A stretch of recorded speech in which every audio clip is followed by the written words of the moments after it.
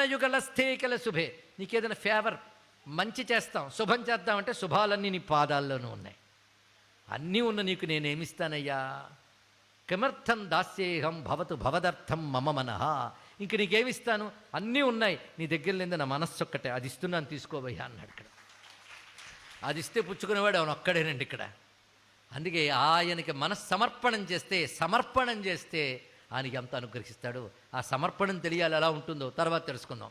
అలా సమర్పించిన మహానుభావుడు ఈయన. అందుకే ముందు ఆయన మీద చెయ్యి వేసి దగ్గరికి లాక్కున్నాడు ఇక్కడ. తర్వాత యముడిని కొట్టాడు. ఇప్పుడు యముడిని తిరిగి బతికిస్తాను కానీ ఇది కండిషన్, నా భక్తుల జోలికి వాడు రాకూడదు.